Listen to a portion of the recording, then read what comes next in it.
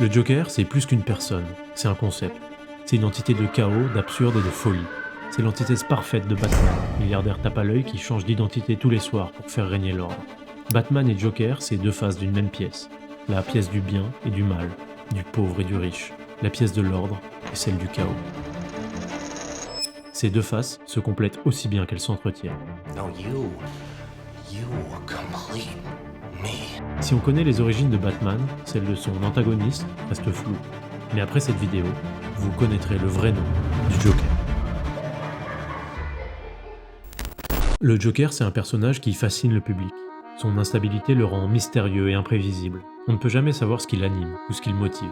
On dirait même que ce qu'il désire, au fond, c'est le chaos. Oh, and you know the thing about chaos? It's fear. C'est pas un méchant classique. Il n'est pas motivé par la conquête, la gloire, le pouvoir ou même l'argent. Il semble motivé seulement par la destruction. Some men just want to watch the world burn. Il proteste contre un monde grotesque en l'étant encore plus. Il veut faire changer les choses sans savoir vraiment comment. Il refuse l'ordre établi et les convenances. Il bouscule l'ordre du monde sans proposer d'alternative, juste pour la beauté de la chose. Qui n'a jamais rêvé de révolutionner son monde, de donner un grand coup de pied dans la fourmilière, de se parer du masque de la folie qui excuse tout et de détruire, de choquer, de surprendre. On a tous ce côté grandiloquent, imprévisible, presque puéril dans certains comportements. Et on a tous tendance à masquer ces traits de caractère. Eh bien le Joker, il se définit par eux. Il s'enfonce dans le comique, voire dans le ridicule, comme une incitation à rire face à la noirceur et à l'absurdité du monde. Et tout ça, ça rend ce super vilain, super touchant.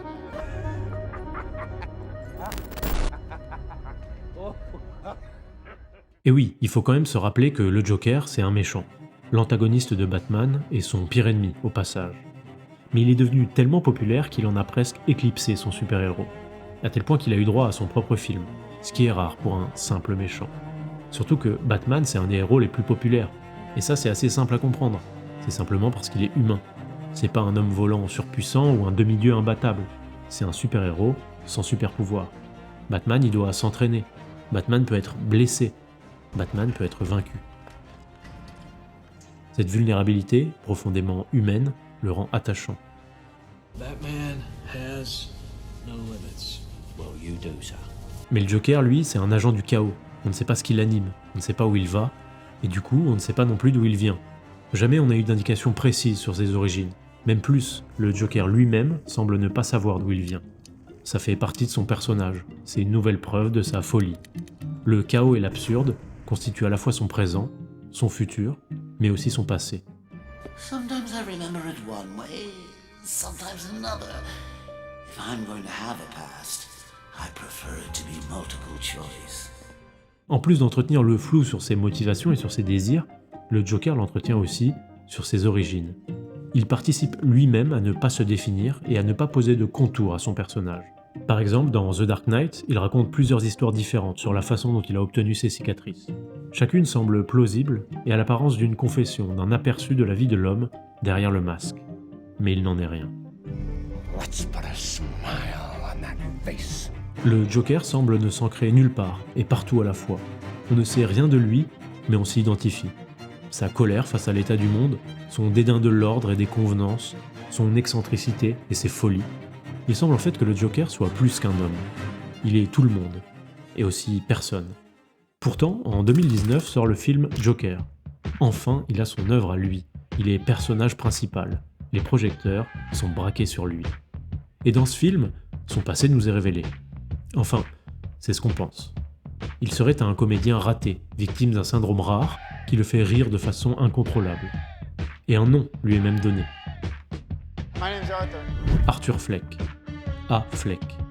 E. Fleck. E. Fleck, c'est quelque chose qu'on ne voit pas, jusqu'au jour où on y prête attention. À partir de là, on ne voit plus que ça.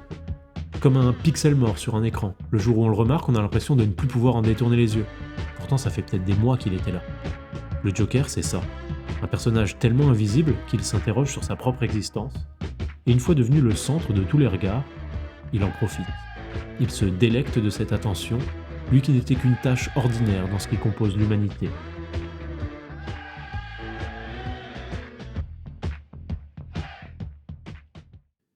Mais en fait, est-ce que toute cette histoire ne serait pas inventée par le Joker lui-même, à la manière de la façon dont il nous expliquait ses cicatrices dans The Dark Knight? Dans Joker, plusieurs scènes semblent complètement improbables, et d'autres scènes sont explicitement présentées comme étant des fantasmes, comme sa relation avec sa voisine ou avec le présentateur. Alors, pourquoi est-ce que le film entier ne serait pas un fantasme? C'est ce que la scène finale semble indiquer. Le Joker est assis face à la médecin de l'asile et rigole, comme à son habitude. Mais vous savez quelle heure il est à ce moment-là? 11h11. Mais là aussi, il est 11h11. Et là, même là. Est-ce que tout ce film n'aurait pas été inventé par le Joker dans son asile? Une nouvelle histoire qui aurait germé dans le cerveau d'un fou? See, madness, as you know, is like gravity. All it takes is a little push. Donc finalement, alors même qu'on pensait que ce film allait enfin nous présenter l'homme derrière le masque, à la place, il renforce la légende du Joker en l'élevant une nouvelle fois au rang de symbole, de concept.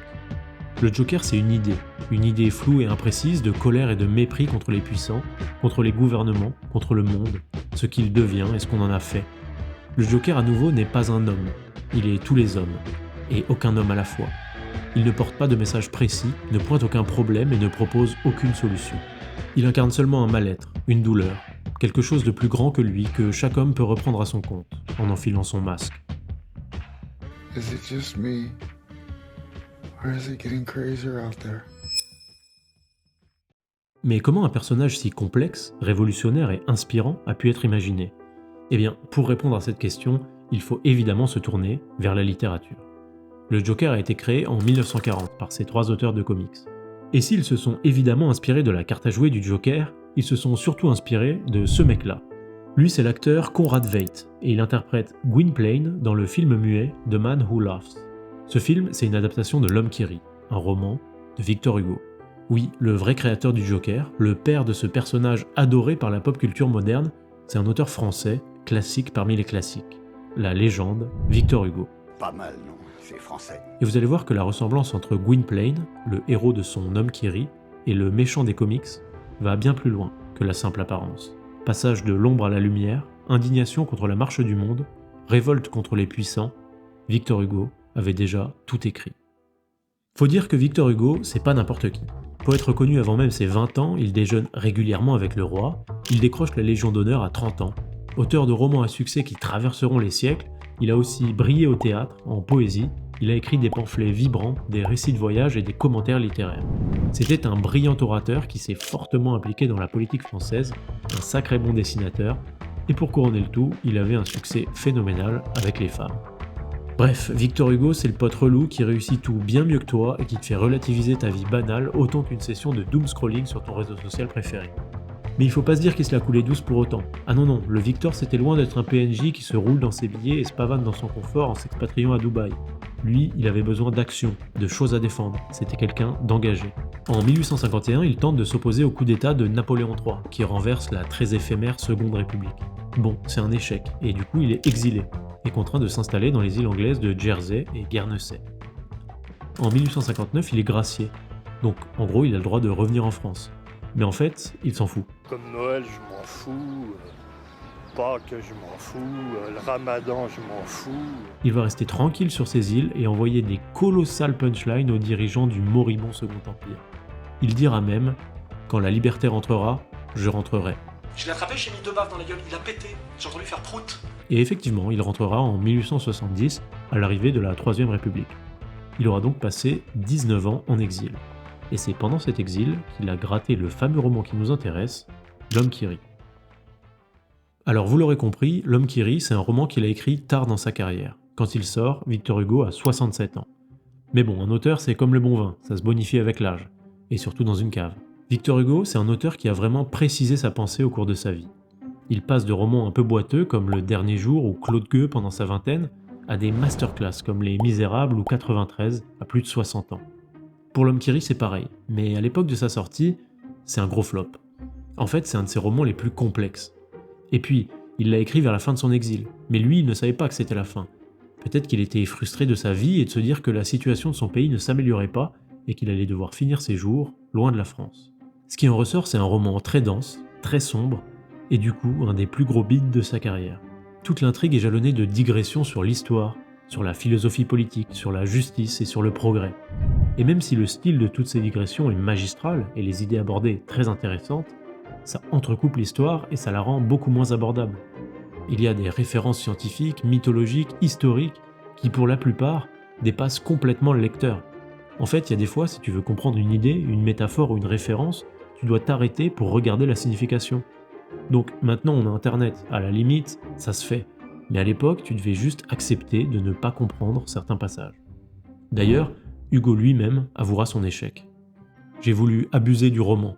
J'ai voulu en faire une épopée. J'ai voulu forcer le lecteur à penser à chaque ligne. De là, une sorte de colère du public contre moi. Well, then everyone loses their minds. L'intrigue de l'homme qui rit se passe dans l'Angleterre du début du XVIIIe siècle. On y retrouve le petit Gwynplaine qui vient d'être abandonné par un groupe d'hommes partis en bateau. Ces hommes, ce sont des comprachicos, des brigands qui pratiquent le commerce d'enfants. Ils les achètent et les revendent après les avoir mutilés. Gwynplaine a seulement 10 ans et il se retrouve livré à lui-même. Et dans ses efforts pour rejoindre la civilisation, il tombe sur un bébé accroché au cadavre de sa mère dans la neige. Il sauve le bébé et parvient à trouver refuge dans la roulotte d'Ursus, un vieux vagabond mi-philosophe mi-artiste qui vit seul avec son loup. C'est là qu'Ursus se rend compte que Gwynplaine est défiguré. Une cicatrice lui agrandit la bouche et lui donne l'apparence de rire constamment. Ursus prend ses petits réfugiés sous son aile et 15 ans plus tard, ils forment une troupe de théâtre, avec Dea, le bébé devenu jeune fille et aveugle, et Gwynplaine, le jeune homme défiguré. Il parcourt l'Angleterre pour se produire et rencontre un grand succès. Gwynplaine fascine le public qu'il fait rire dès qu'il apparaît, sans faire aucun effort, juste en montrant son visage. Ursus décide alors de présenter son spectacle près de Londres, et c'est un nouveau succès, à tel point qu'une duchesse de la cour vient y assister. Gwynplaine est alors arrêté sans raison et emmené en prison où on lui révèle une incroyable nouvelle. Il est en fait le fils d'un seigneur anglais, ce qui fait de lui un lord. Les choses s'accélèrent et dès le lendemain, Gwynplaine siège à la Chambre des Lords. Mais la séance est catastrophique. Après s'être fait copieusement moquer, Gwynplaine prononce un discours aux allures de pamphlet politique, puis renonce à son titre et part retrouver Dea et Ursus.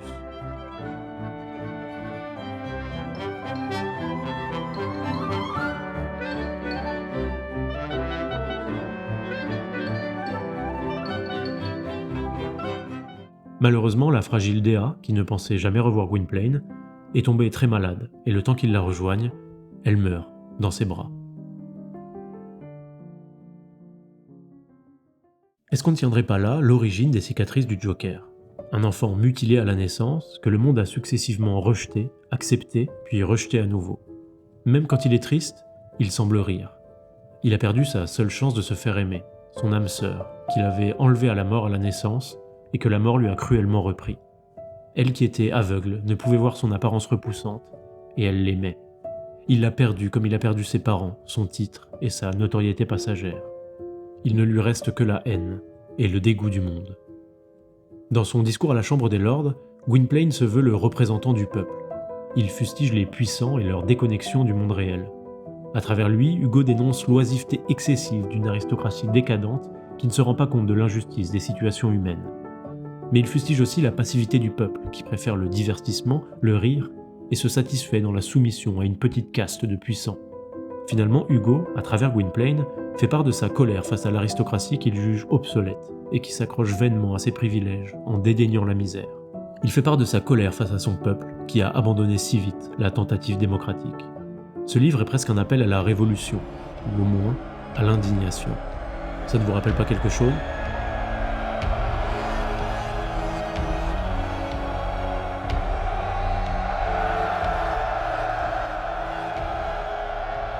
Je représente l'humanité telle que ses maîtres l'ont faite. L'homme est un mutilé. Ce qu'on m'a fait, on l'a fait au genre humain. On lui a déformé le droit, la justice, la vérité, la raison, l'intelligence. Comme à moi les yeux, les narines et les oreilles. Comme à moi on lui a mis au cœur un cloaque de colère et de douleur. Et sur la face, un masque de contentement.